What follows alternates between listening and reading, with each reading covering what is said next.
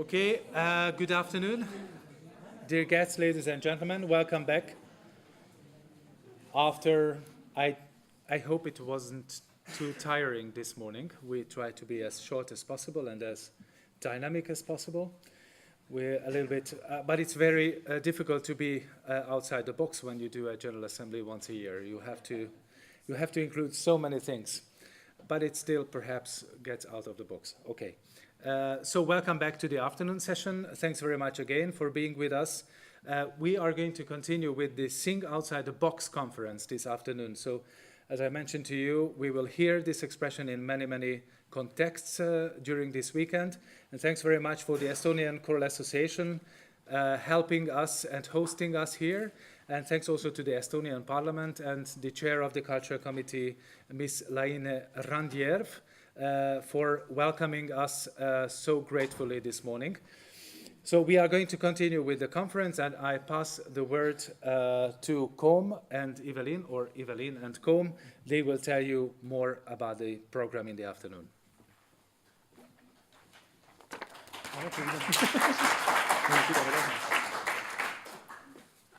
I have lost my presentation. It's there. We are sitting behind this desk, and it's too bad because we don't have the batteries for the remote control. We wanted to dance and do outside-the-box things, but no, we won't. Just because of batteries. Lack of energy. No. So we will talk to you about what's going to happen in this afternoon, but at the end of our presentation, because our presentation will be to present the Sing Outside the Box project as it is, and with the different partners that will be on stage with us and will come and explain what they have been doing, what they will be doing more precisely in the frame of this project. And you will see this afternoon that you have different sessions afterwards. You will see that in the booklet, and I will re-explain in a few words at the end of this presentation. Also pointing during the presentation to themes that inside the project we have dealt with, and sometimes we can point to different presentation that happens later. So, I'll present to the people when I call them on stage. I think that's a better solution. So first, of course, why did we choose this title, Sing Outside the Box? We met some people that were actually surprised by it. Some people who actually had not heard about the different international version of the Think Outside the Box, as Tido explained yesterday, metaphor. So there is this expression, Think Outside the Box, used to describe how you can solve problems by kind of making one step on the side. But Sing Outside the Box, the title of this project and of this conference, is mainly a joke, a play on words, basically. I'm in charge of stupid jokes in this association. But it's a little bit, well, it's a fact. It's also a bit more than just a joke, actually, as I hope you will discover along this conference. Yes, a little bit going ahead, as you see the logo of the European Union, the project received funding from there. What Creative Europe wants to emphasize is reaching out to new audiences and saying audience development is quite an important part.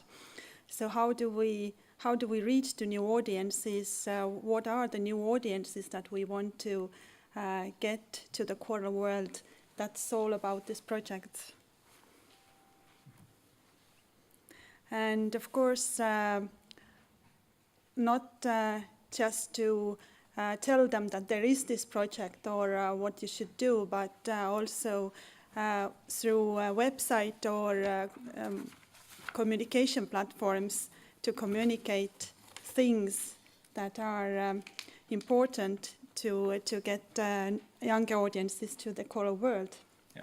As you've seen, we are planning as European Choral Association to deal with this question of communications through training for organizations, maybe choral managers and everything. So that's something that we are dealing with as a network. But this project will also partly deal with these questions. And because communication is not enough, you can only communicate on something you do. You cannot create out of thin air an image, or it won't last in any case. So we have to think about the contents, the methods, and the reason why we are doing the things. And we have to think about the modes of interaction with the audiences. That's something that's very much at the heart of this project. So the project Sing Outside of the Box has a specific ambition. He wants to contribute to the evolution of the whole field of collective singing. As you all know, the realities of the field are quite diverse. You have very conservative choirs and organizations, and you have very progressive or thinking outside the box already, maybe. But actually, at the heart of this big spectrum, you have a kind of a bump there, a bell curve, and that's the majority of the choral sector, the collective singing sector. So they are mixing these conservative approaches and very innovative things are in this between. So we won't convince the radical innovators or the die-hard conservatives. That's not the point. Our aim is to inspire, actually, part of the average choir wards and organizations to question what they're doing and adapt their practices to foster audience development. So we don't want to make a revolution. We want to make a kind of evolution through inspiration at our level. Yes, speaking again about audience development, what the project aims to do is to bring active participants to both to concerts to listen and also to perform as singers. There are quite different ways to do that. You could diversify the venues to see new venues where to make concerts. You could apply all kind of new technologies to staging the concert. You could, in addition to the sing songs that the choir is performing, add choreography or do number of other things. So the project is to find new ways to present choral music, both to singers and to the audiences. Yes. Find new ways. As usual, in what we're doing, we are not reinventing the wheel. We are collecting good professionals, good amateurs, good ideas from all over Europe and trying to create something there, and then adding maybe one or two little ideas. So we are not like the big innovators either, but we do that at the European level, we do that in cooperation, as you will see, so that's very important. As I explained earlier, the project aim is to inspire change. So the direct targets of this project are the choral professionals, conductors, composers, organizers, who could, through this project and accessing to what we produce along the project, discover new approaches, find new ideas, and then get some training eventually through the program in the festival, for example. And then at the second level, the intermediate singers, they are the singers that these first targets are working with, because then they will maybe benefit from new approaches and change the way they see choral singing. And maybe because it might better fit their expectations, they might invite their friends and we may get some new singers. And so it might also be interesting for the audiences, people who are not singers and are coming to a concert. And we know it's a big question, how to recruit singers. Recruit singers is a question. Recruit audiences coming to your concerts. And we want them to come, but we want them to leave the concert with a very good impression and say, wow, that was not what I expected. Because let's face it, in the choral words, in most situations, you have the family coming, and they have to come, and they are happy when it's finished because it's finished. And at some point, you may want to have them quite sad at the end of the concert because they have to leave. That would be the perfect situation, and then they want to come back, and maybe eventually become singers. So how can we succeed in this quite broad ambition? So just about the context, once again, what we do there is pretty much in phase with the goals of the association, of course, and you see the activities in the project actually part of our program. It's also this cooperation at the international level is also a continuation of former projects like Voice, to which we designed a kind of project that was not successfully approved by the EU. It was called Choral Upgrade in Europe, which actually includes some of the ideas that finally were funded. So you have also a continuum that's not very visible for people from outside, but even cooperation projects that actually failed in the funding process have an effect and changes things. So it's always important to try, because at least people sit on the table, most of the time around table, and start discussing new ideas. So what does the project propose exactly? Yes, as you can see already from the screen, there are several ways to within this project to engage audiences and make the choral singing more visible and more accessible. We already had EuroChoir 2017 in the Netherlands, and you will hear shortly about it. We will have also EuroChoir 2018 in Finland, and you will shortly hear about that too. Of course, next year we will have Europa Cantat in Tallinn, which is a wonderful opportunity. There you will see already today in the program, but Jan Schumacher will speak more about the ateliers for both singers, conductors, and composers. And in the program you will see also activities labeled with the project logo Sing Outside the Box. So you will know for sure that this is also related to the project. And of course, as always with European money, you have to speak about it. So we have 2 conferences for the dissemination and making the knowledge gained through the project more visible, more known, and disseminated to wider public than just our choral world. Speaking about the project in administrative level, as already mentioned, the coordinator is Estonian Choral Association. There are partners from Netherlands, from Finland, and also, of course, European Choral Association. And as mentioned quite a few times, the project received funding from Creative Europe program, the culture sub-program. The project lasts 24 months. And the support is 200,000 euros. Of course, the project budget itself is slightly bigger than that. Okay, I think we are more or less finished what we had to say from the global perspective of the project, and because what's interesting is to talk about the activities themselves and what happened with actual singers, actual conductors, real life, not projects. And so now we will move on to the next, or to the first event that is already has already happened. So EuroChoir 2017, and I will invite Martine and Ruben to talk about it. Or maybe first Martine. Thank you. You're welcome. Thank you. Well, good afternoon, everybody. My name is Martine Spanjers. I'm working for ZIMIC, for the department that is executing all the international events and festivals in Utrecht. And so EuroChoir was part of this program. So in summer 2015, we already started with the EuroChoir. We agreed to have Lorenzo Donati from Italy and Maria van Nieuwkerke as the conductors for this beautiful event. So I went to Italy myself in 2016 to visit the EuroChoir over there. And I talked a lot also with the people from Veniaco, with Marco, for example, to exchange information about the project and to have an idea what the EuroChoir is about. And also we connected with Burak from the board from Europa Cantat, and he helped us a lot with discussing the project and seeing what was possible along the way. And I was very happy that he was also able to visit the project in Utrecht as well.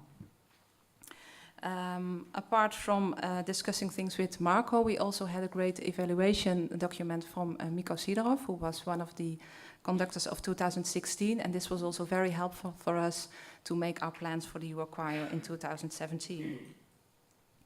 At the beginning of 2017, I asked Ruben Smit, who will, Ruben Timmer. We have 2 Rubens from the Netherlands, so I'm always confusing between the two ones. I asked Ruben Timmer to join our team so he could execute the project as a producer, and he will also tell you something about the EuroChoir as well. And in May 2017, we heard that we got funding from the EU about the Sing Outside the Box project. And it meant also for us that we could really upgrade the project with all these Sing Outside the Box elements. And for us, it means that we got a focus on choreography and also on light technique effects for on the stage. And what happened is that, of course, we immediately informed both conductors for this new opportunity to work with other ideas for their concerts. And Maria van Nieuwkerken, the conductor for the Netherlands, she immediately changed her whole program. Which, of course, we already in May, we had recruited all the singers. So, and we also had some ideas about the program. So we have to change a lot of ideas, and that's, of course, a big challenge. It was a big challenge, but also fun as well in the end. And Maria also brought in a choreographer. It was Nick Fleuren. She worked with him a lot already on operas, etc. So he was very acquainted with working with choirs and with people who did not have any experience with that kind of things. So that's how we started. And then what we really needed. Well, of course, we needed the singers. It's not always easy to find people for the EuroChoir. We had about 75 applications.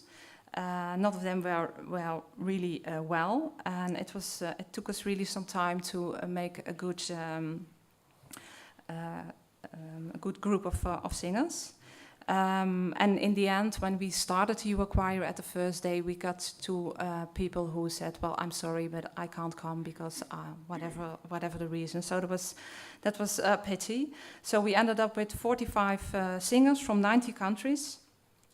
And it was good to see that some of them really got some help from the member organizations, but we also felt that some of them could get more help from member organizations.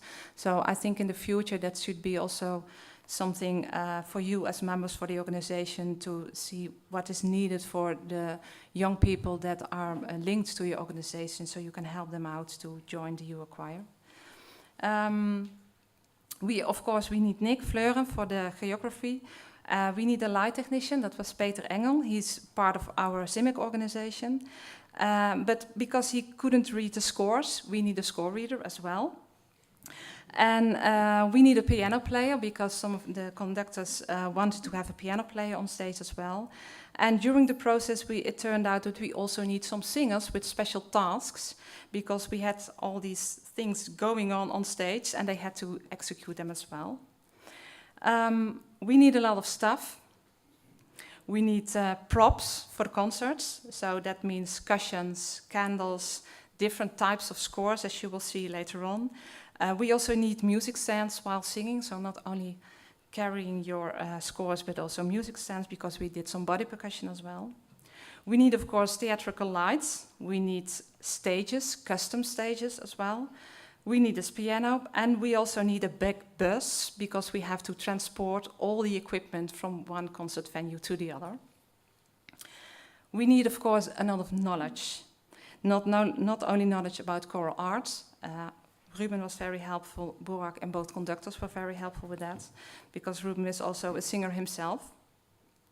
And of course we also need to know a lot of knowledge about safety regulations in the Netherlands, because if you want to do something with candles, if you want to change the seats of the audience, then there is a lot of regulation going on in the Netherlands that you really need to know about that.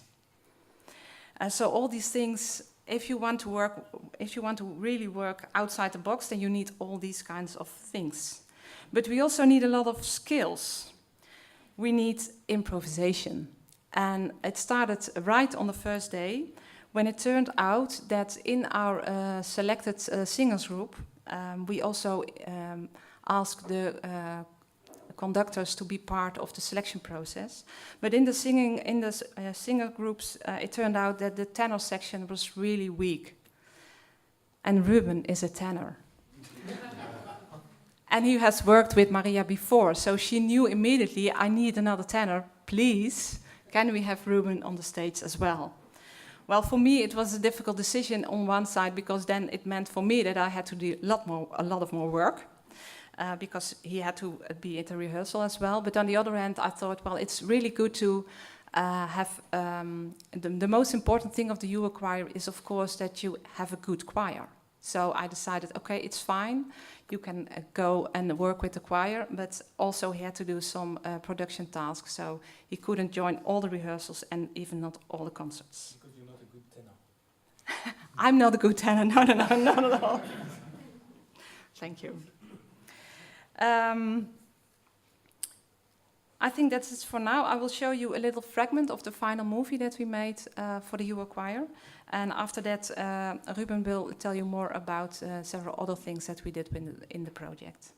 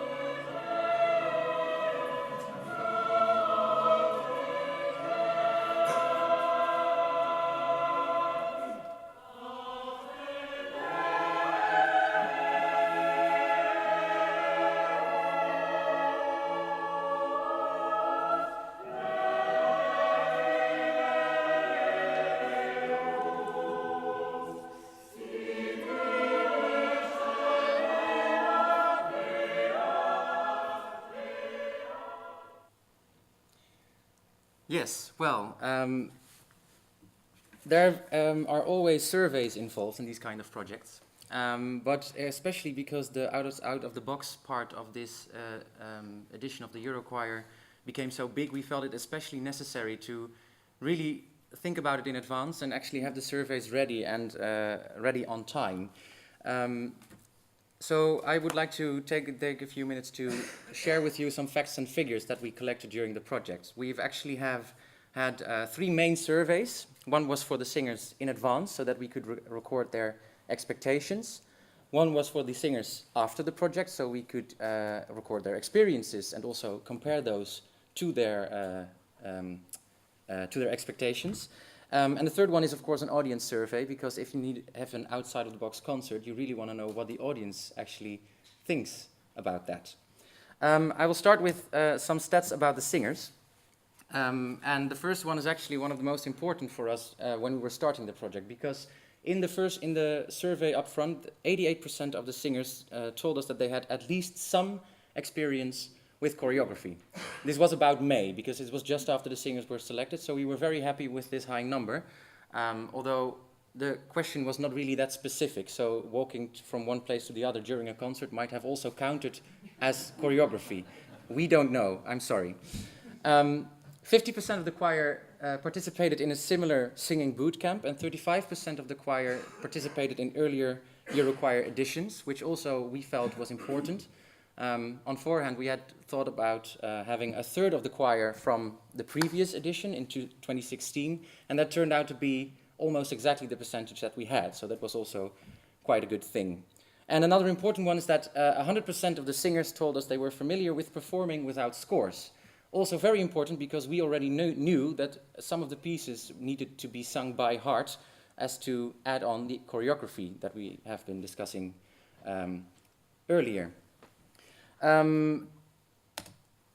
We also asked the singers to evaluate themselves on their musical level, and this is really a leading question because there are no negative options in this, we know, but still you can see that most of the singers are actually going up to the very good and excellent portions of the music.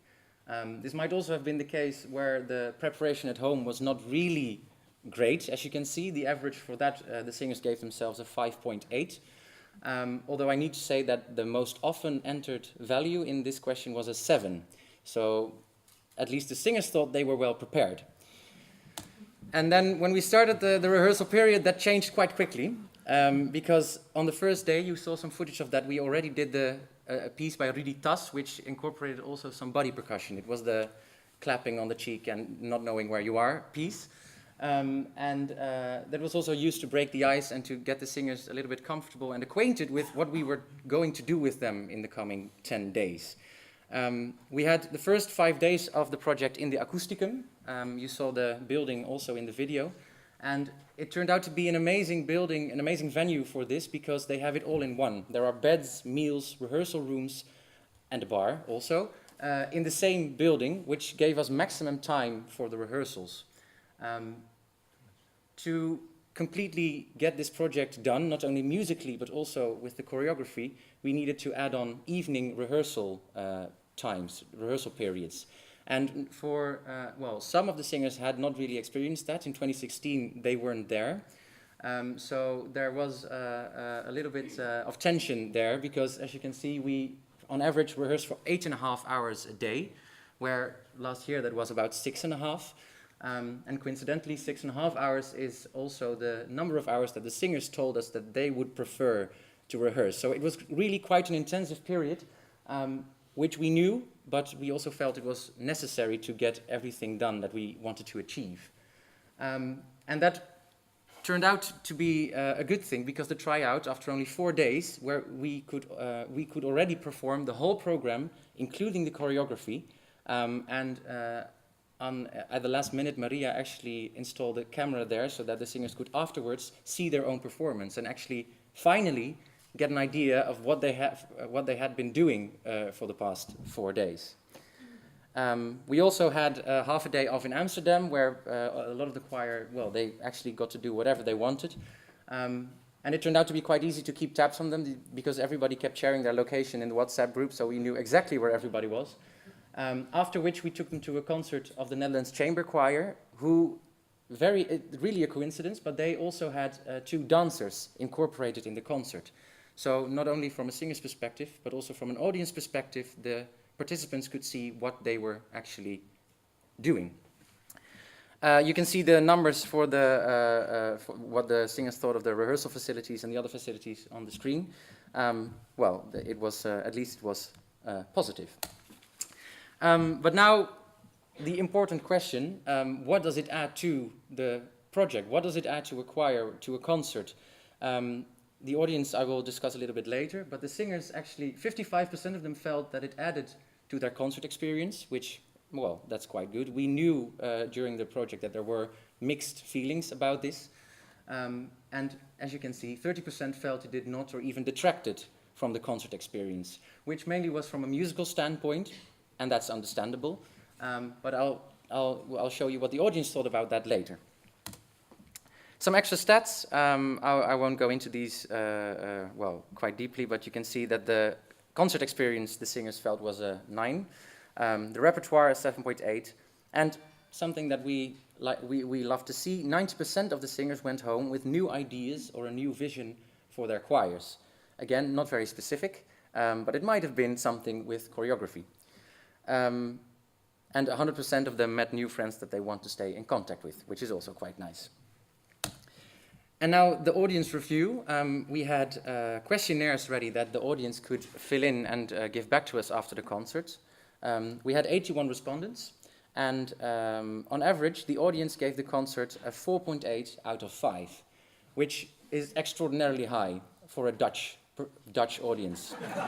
No, really. And if I may say so myself, a Dutch audience is also a little bit more used to experimental forms. So this really is something that I would not have expected.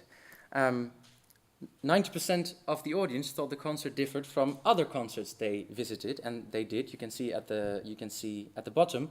On average, the audience visited 14 choir activities in the last 12 months, so they knew what they were talking about. And the most often named reasons for the high grades were the beautiful choreography and the high level of the singers. So, as I said, I understand that from a musical standpoint, a singer thinks, you know, this choreography, it's only distracting me. The audience actually did not really get that as much. And one last important note, 55 of these respondents were singers themselves. So to give you an idea, this is not an audience that is easily impressed. This is an audience that knows what's going on and maybe even in a way knows better how hard it is what we did. Now, to give you an example and some impressions of that, we have a second short movie in which you can actually see some registrations of the tryout in the Acousticum and also from the final concert in Utrecht.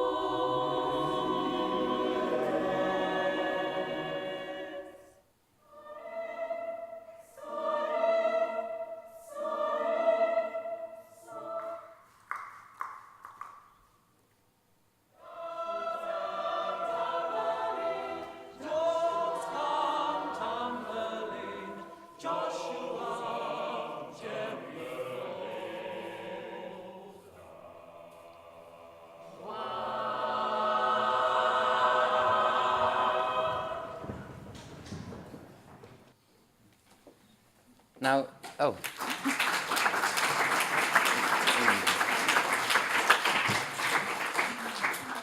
You can tell the editing is not really that smooth because they are fragments from the final movie which was finished 2 days ago, and in the future we will also have the complete concert registration available in a playlist on YouTube, so you can look forward to that. And now it's time for some conclusions. Well, as Ruben already addressed, is that the choreography, the expectations in that what choreography could be or could meant, that was, I think, very different. Also, the conductors, both conductors, I think they had a different approach, and the singers also had a different approach. What that type of thing could mean. And we also find out, of course, that in the evening, the rehearsals, the singers really did not appreciate it much of the time. But it was not uncommon before 2010 that we had evening rehearsals, and we really discussed it with several people if we should do that or not. And in the end, we decided we had to do because of the program. But we also think that in the next years, if you want to do evening rehearsals, of course, I think it's possible, but maybe not every evening, and give them some more free time. We also saw that for the singers, the EuroChoir is mainly a social project. Of course, they want to sing on a high level, but meeting other friends is very, very important for them. And for the conductors and for us as organizers, we also think that the artistic aim of the project is very important. So that sometimes is also a little conflicting, of course. The other thing is that I already talked about improvisation, that it's very important if you want to do some project like this, Sing Outside the Box.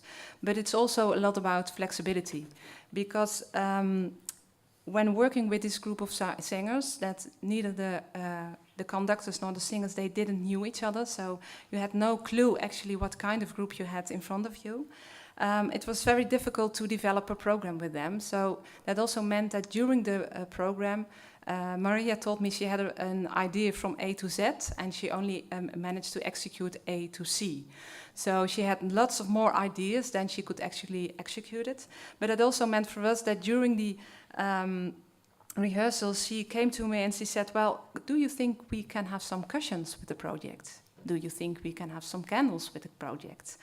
And she talked with the technician, and what do you think what we could do with the lights?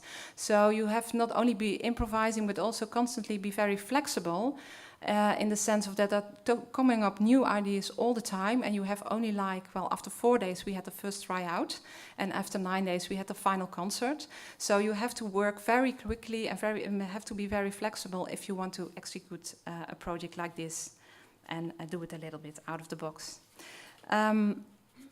Nevertheless, we were very happy with the project, and we think it was a great success. Also, because the audience was very enthusiastic about this project. I even talked with people that never attended a choir concert, and they said, "Well, we had goosepimples. We never thought that choral music could touch me that way." So, I find that very promising.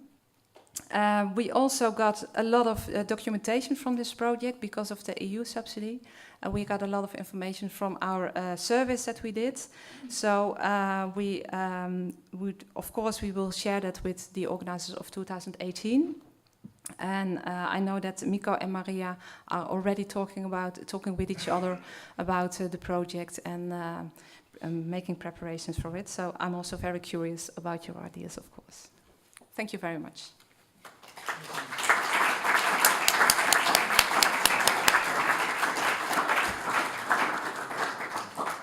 Thank you very much. I was there, as were some board members, youth committee. I mean, we visited this event quite a lot. Also because in the last few years it was more difficult for us due to our situation to be really involved in the EuroChoir sometimes, so we know that. And we're really trying to now move forward with this project and reconfigure it. And for example, we decided that this 3-year cycle is something we want to reinstall now for the next cycle, which will be then, if I'm correct, 19, 20, 21. And that's why we're looking now for partners who want to discuss with us about co-organizing this EuroChoir. So if you're interested, it's going to be actually a cooperation in any case. And then maybe we can also get EU funding, but maybe not. But at least the cooperation is there, which actually makes the works easier in the end, because you can exchange ideas and build something with others. So I think that was quite fruitful to have this actual 3-year project in the EuroChoir.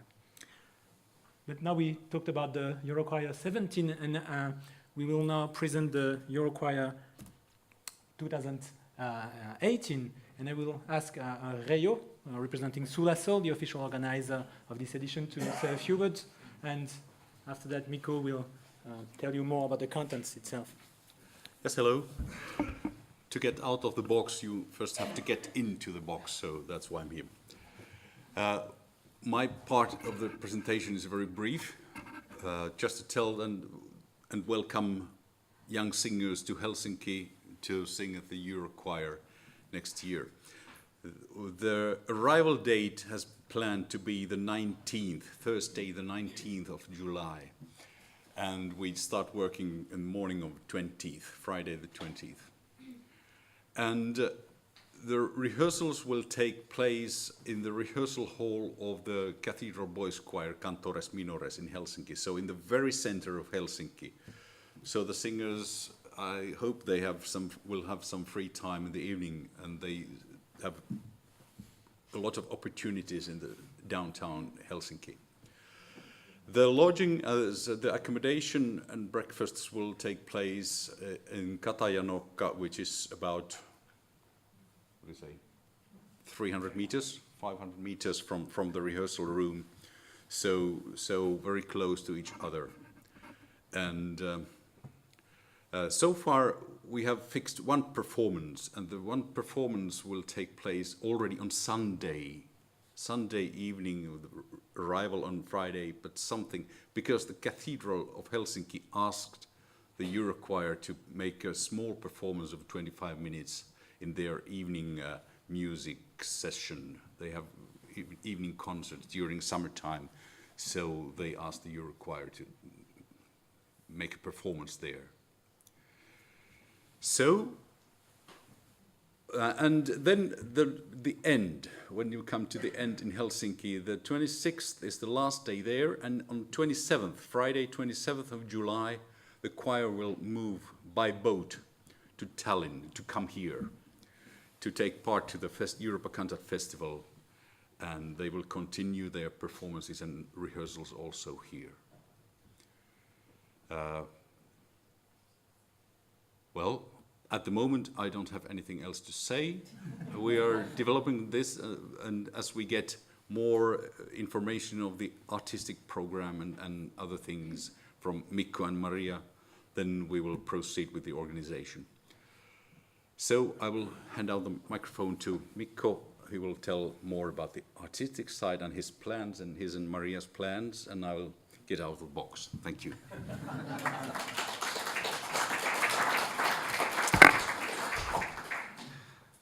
Good afternoon, ladies and gentlemen. My name is Mikko Sidoroff. I come originally from Finland, but I am living now in Germany, Mannheim.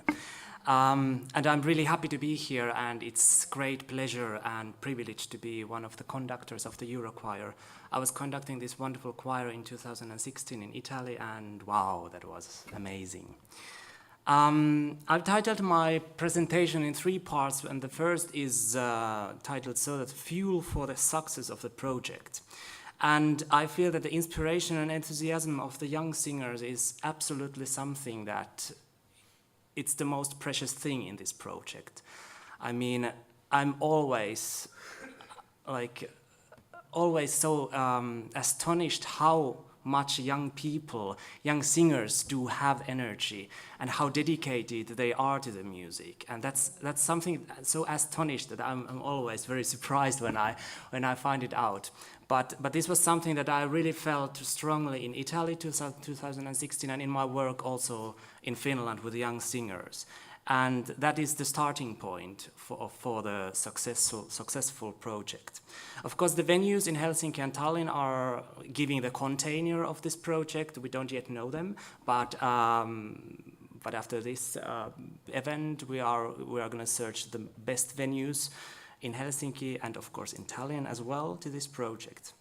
And imaginativeness of the artistic direction, well, this is boundless. And the close cooperation with me and Maria, that's something that we are really looking forward to it. And I've also bring the greetings from Maria van Nieuwkerken. We had a very nice phone call a couple of days ago when we started to plan this project. And we are going to do this in close cooperation. So that means that we are going to select the music together. We are going to plan what's the concept and so on. So this the approach will be a little bit different than it was in 16 and 17. There is also a possibility to make the cooperation with Nick Fleur. He doesn't know that yet, but the cooperation was really successful in 17, and he has already the ideas. I mean, he knows the choir, he knows how it works, how it functions, and when the cooperation was so successful in 17, it would be very good to invite him to this project as well in 18. And the final point is the belief in the project and daring to step outside the comfort zone. This is something that I actually say to the choir when I was visiting them in Utrecht this year. Because I feel that going outside the box is actually going outside from your comfort zone. And that is something that can be painful in the beginning. I mean, but in order to evolve, in order to get new ideas, to update yourself, you need to do this. And the first impression is always that, okay, what is this? Oh, I'm not going to do that. Or that I feel uncomfortable, unsecured. And that's completely fine. I mean, you need to do that. Because in the end, there's going to be thank you. And that's going to be the pathway to the successful of this project. This is more or less like this kind of brainstorming in this phase. The more audience, this is one of the things that I've been contemplating now couple of months, that how do we do this in praxis? And what's the thing that we convince those people who don't actually come to choral concert, those people who don't know choral music so well. Have you saw this Inside Out Pixar animation? Some of you maybe have, maybe no. I really recommend to see it because this movie is about core memories which are happy. These kind of memories that people really remember afterwards. For example, I won when I was 11 years old. I won the singing contest in my home village where I come from in 1996, and that was so fantastic experience that I really do remember that afterwards. And these are the core memories that we want to give not only to the singers but to the audience as well. And that's one of our aims in this project. And it's very important to really reach these people. And how do we do this? Well, the flash mob is one possibility that we can try in Finland. There was a pop-up concert in Utrecht to bring the music to the people. I mean, to make the surprise for the people. That's a little bit cliché, but it works sometimes when it's done carefully. But this is maybe a little bit boring to say that media visibility is really the key to contact the people, to get the people into the concert. So this is something that we are gonna work on. Yeah. Well, music must be easy, not cheesy, to understand. Well, I'm not saying that we are going to do the pop concert, but the music has to be that kind of music that speaks to the people, also to the big audience. But the high quality and the musical challenge must be maintained. That's something that's really important for me and Maria as well. So what do we sing then? The program is going to be approximately 60 minutes. There's going to be intermission between. The program should be simple enough to learn at least at the majority of the piece by heart. I think we have now a little bit less time than it was in Utrecht, which of course gives a challenge for the artistic direction, but we're gonna manage. And there's gonna be some programs, some pieces which was done in 16 and 17 as well. So some pieces that we're gonna do again. Between the main pieces, there might be some kind of sound fields, like the sound bridges, maybe made by improvisation, don't know yet. And these sound fields works as a transition between the pieces in the program. So as I said, the improvisation is going to be one part of this project. And there is also a possibility, well, if the resources allow it, to make a new commission, a new composition. And this was Maria's idea, that it would be maybe wise to have some local forces to join also this project. For example, a children choir to sing, for example, this new piece with EuroChoir as an idea. And like it was in Utrecht, there's going to be the musical theater and drama and story behind the program. And the choreography has a major part of the program.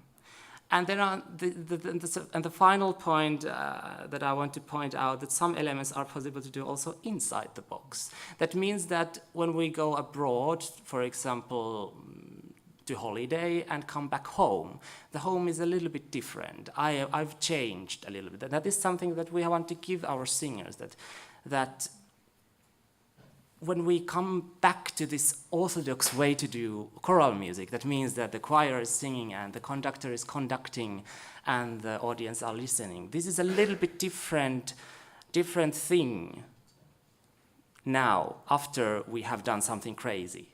So So something like that we've been thinking about. So these are, as I said, in this phase, we have a lot of ideas, a lot of brainstorming going on, and as I said, we're going to meet with Maria several times before we actually going to have this actual event in Helsinki. So what I can promise, it's going to be very well prepared, and I'm death sure that it's going to be fantastic for the singers and audience as well. In the end, I would like to show you the piece that I'm going to do anyway. In last year, it's called Sturmkärrs Maja by Lasse Mortensson. It's the piece that we sang in 2016 in Italy, and this is something very, very Finnish piece, although it was sung in Swedish, and yeah, we could see now the inside the box version, because it's sung with the music and people are standing and I am conducting and the people are listening. But in the next year, I hope that that I can present the outside the box version of it. Otherwise, that's this one.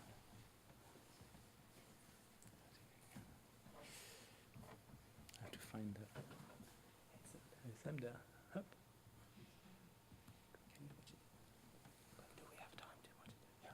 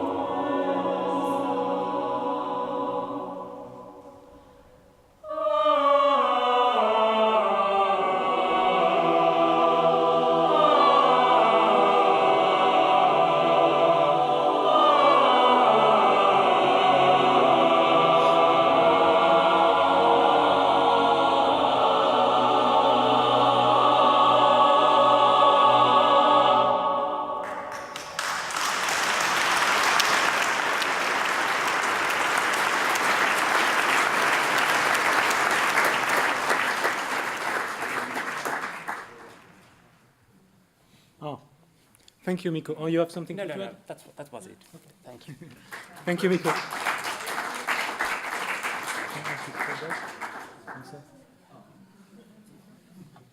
As you just saw, actually, on this last, at the end of the, I'm lost with my thing there. Which one is it? Yeah.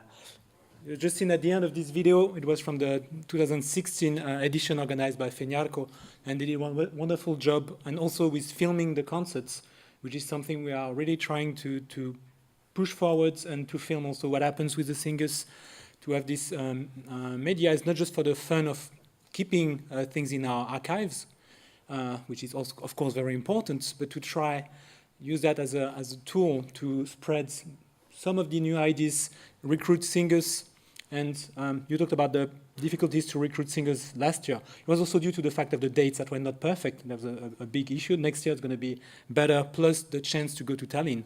So I think there will be more competition among singers, or less problems on that side. Do I have time? Perfect timing. So it was EuroChoir 18. I wanted to give the floor now to the festival, to Kaie, if she wants to come and say just a very short explanation of what is outside of the box in the program, knowing that Jan will actually make a full presentation of that later, so you can make a list of the main points, so we know what to expect, and how it relates to this whole project. We have really talked about the festival quite a lot already, but we are very happy that we have 7 ateliers marked with SOTB logo with the program. And I must say that for us it was really exciting task to find new outputs, new places, maybe new music, alternative concert halls and so on. And as just a sign of it, we had a small musical surprise yesterday. I don't know how many of you were in dinner yesterday? Most of you, great. And then you heard also the last piece of children about happy little motorcycle in the restaurant. And just what is out of the box thing about it is that this piece is written by Arvo Pärt. It isn't very similar to solfeggio or Berliner Messe or Da Pacem. It is happy little motorcycle. But so you can find out of the box things where you maybe don't think. But we are very thankful to Arvo for this wonderful piece.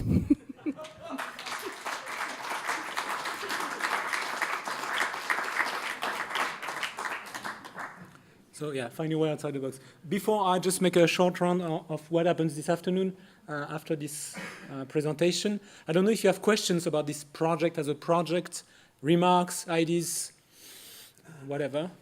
Stefan? Yes, I would like to underline something, and maybe it's also a question. Of course, this is a wonderful project. Congratulations to all the participants and the partners. Of course, the conductors must be flexible, innovative, etc., etc. And this is also regarding to what we discussed also in the General Assembly this morning. However, I think in the question of choreography and lighting, there is also the question of cooperation with other professionals out of singing, out of voice. And I think this, it seems to me that it's missing a little bit, either in the singing out of the box and in what we heard this morning in the General Assembly. How to cooperate with the other skills and professionals that are not in the voice area. Okay. Actually, in the project, in the 2 EuroChoirs, at least last year, they worked actually with a professional light engineer and a professional choreographer. So we had this interaction. That's what we wanted to bring in this project a bit more. But you're right, that's a question. And then also something that Jan will explain a bit more. They have now finalized the conductors and composers program of the festival in Tallinn, with part of the program dedicated to this type of questions, this type of approaches, because the target group there are choral conductors mainly, and we want to bring them a first approach of these questions of stage sound design and building. I mean, you have a lot of aspects. Just go and ask Jan. He has the full knowledge about that, and they made a presentation. So yes, that's part of the strategic aims of what we're doing, and we will try to develop that in terms of training that the association wants to develop in the coming years. So that's part really much of our aims. And we know that we have to learn a lot of things as a sector, how to talk with a light engineer, how to talk with a sound engineer. A lot of people actually don't have the vocabulary to exchange and to find a common ground on, okay, what am I doing? And so that's quite in line with what we're trying to do. So that's the first step, I would say. I don't know if that's what you meant, Stefan, but basically speaking, I think we are talking a lot also with, about cooperation outside our sector. So actually the network funding, there is one line that is called cooperation outside the sector. I'm not sure what exactly you have in mind, because this is a very, very, very vast field.